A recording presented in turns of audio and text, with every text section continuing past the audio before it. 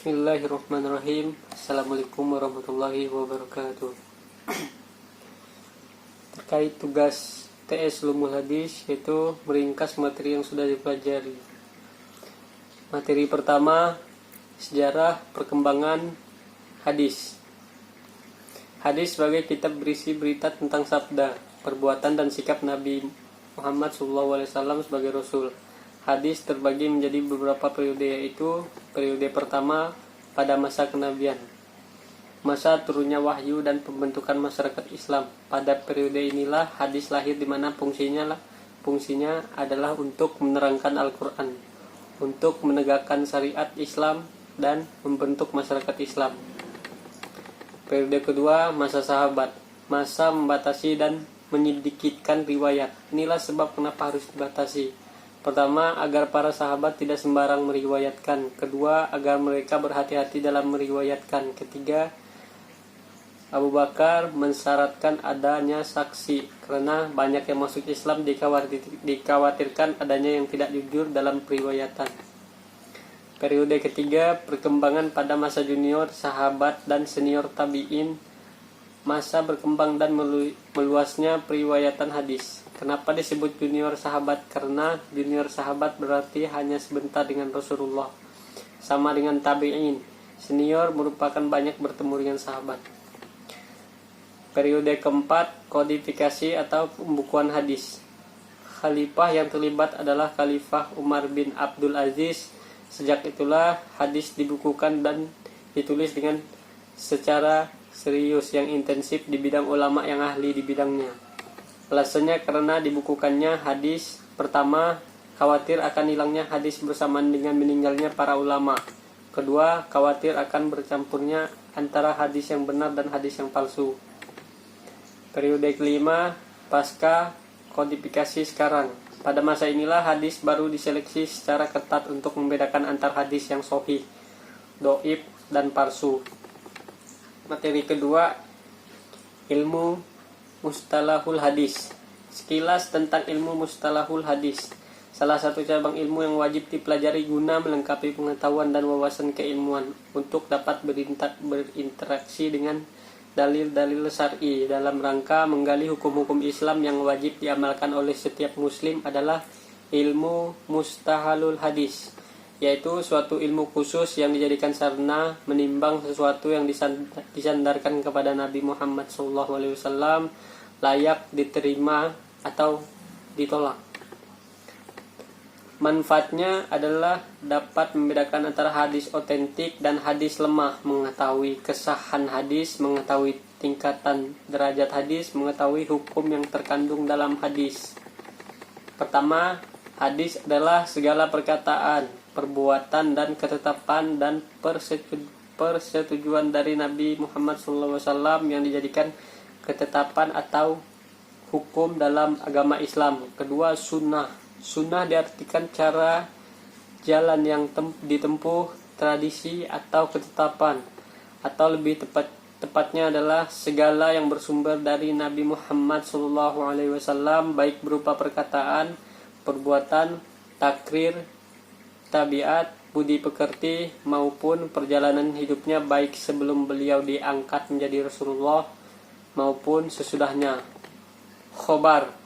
Khobar menurut bahasa berarti berita, dan menurut istilah adalah segala sesuatu yang disandarkan atau berasal dari Nabi Muhammad SAW atau dari selain Nabi Muhammad SAW.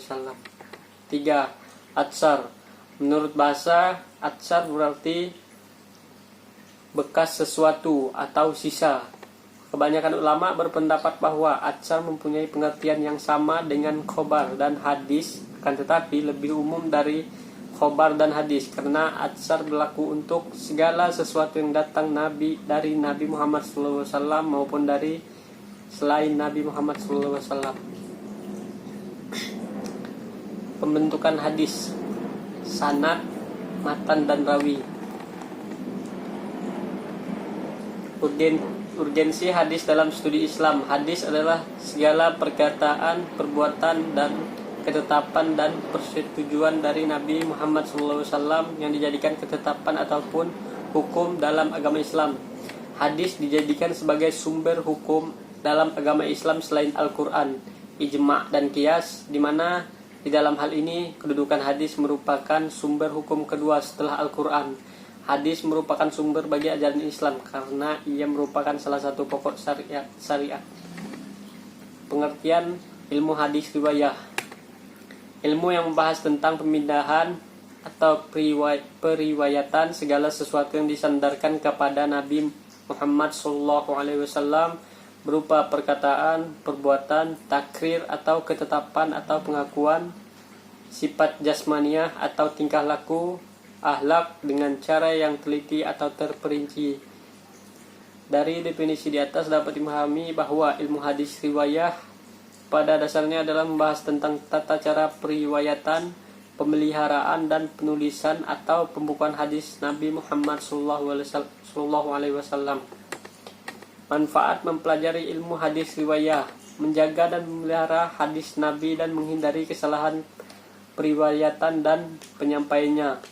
Ilmu hadis merupakan perantara media akan kesempurnaan kita dalam mematuhi dan mengikuti Rasulullah SAW serta melestarikan ajaran-ajarannya. Pengertian ilmu hadis dirayah: ilmu yang mempelajari hakikat periwayatan syarat-syarat macam-macam dan hukum-hukumnya, sifat-sifat para perawi dan syarat-syaratnya serta macam-macam sesuatu yang diriwayatkan serta hal-hal yang terkait dengannya. Manfaat mempelajari ilmu hadis dirayah: ketika umat Islam meyakini bahwa hadis Nabi Muhammad SAW merupakan sumber dan pedoman hidup yang utama setelah Al-Quran, maka kajian terhadap ilmu hadis menjadi sangat penting.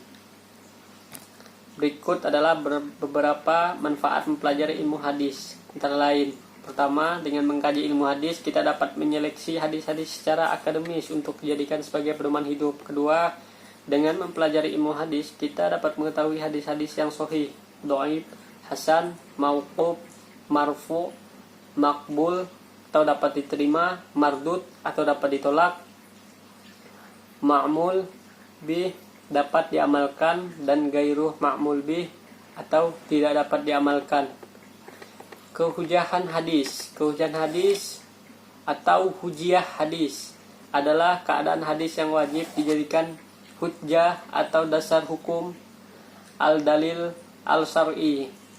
Selain Al-Quran yang dibuktikan dengan dalil-dalil syariah, para ulama sepakat bahwa hadis menempati kedudukan kedua setelah Al-Quran.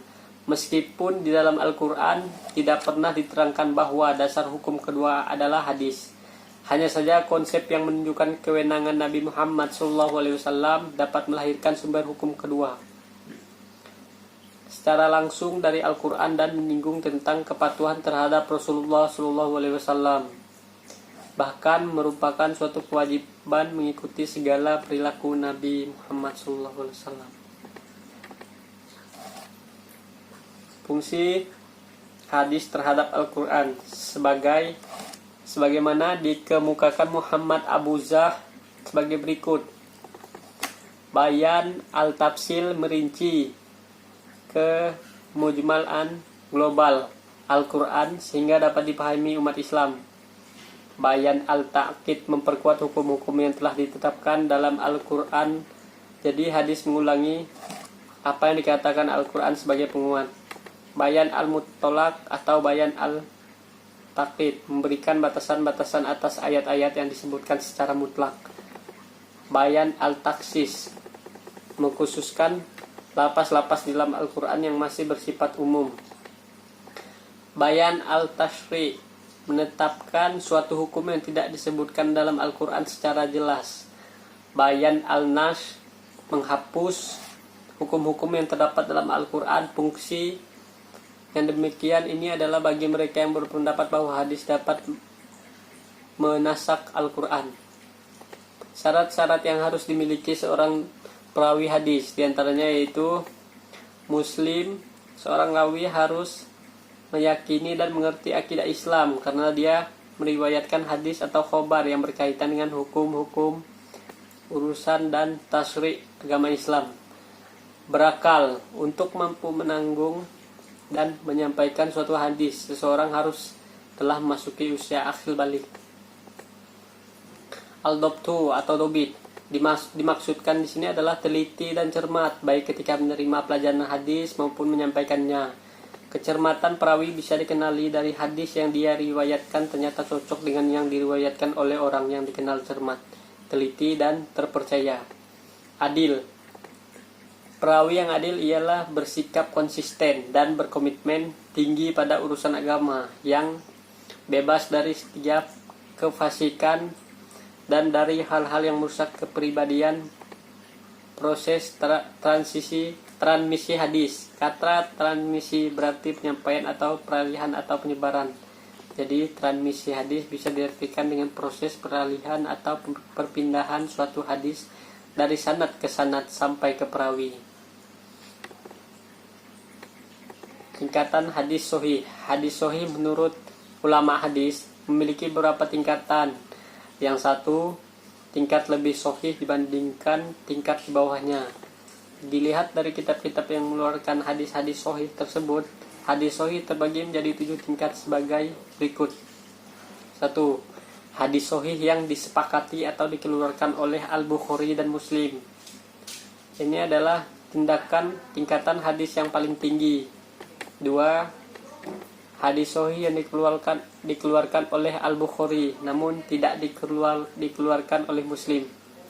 3. Hadis sahih yang dikeluarkan oleh Muslim namun tidak dikeluarkan oleh Al-Bukhari. 4. Hadis sahih yang sesuai dengan syarat Al-Bukhari dan Muslim namun mereka berdua tidak mengeluarkannya. 5. Hadis sahih yang sesuai dengan syarat Al-Bukhari saja namun beliau tidak mengeluarkannya. 6. Hadis sahih yang sesuai dengan syarat Muslim saja namun beliau tidak mengeluarkannya. Hadis yang disahihkan oleh imam-imam ahli hadis selain Al-Bukhari dan Muslim yang tidak memenuhi syarat Al-Bukhari dan Muslim atau salah satu di antara keduanya, ini adalah tingkatan hadis sahih yang paling rendah. Menurut Mahmud Tahan, hadis yang diriwayatkan oleh Imam Bukhari dan Imam Muslim dalam kitabnya adalah hadis-hadis yang sahih, tapi tidak semuanya mutawatir. Di antaranya ada pula yang ahad. Hadis-hadis yang tidak sampai pada tingkatan mutawatir ini jika diriwayatkan oleh kedua imam tersebut akan menambahkan kekuatan dan menjadi keistimewaan tersendiri bagi hadis makbul tersebut. Pembagian atau sumber-sumber hadis sahih. Terdapat macam-macam hadis sahih. Para ulama dan ahli hadis membaginya menjadi 2 macam, yaitu hadis sahih li dzatih dan hadis sahih li ghairih.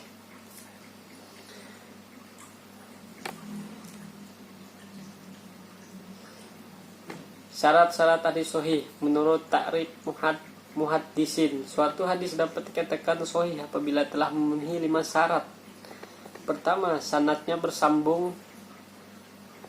Kedua, periwayatan bersifat adil. 3, periwayatan bersifat dobit. 4, tidak janggal atau shadz. 5, terhindar dari ilal atau cacat. Sekian. Assalamualaikum warahmatullahi wabarakatuh.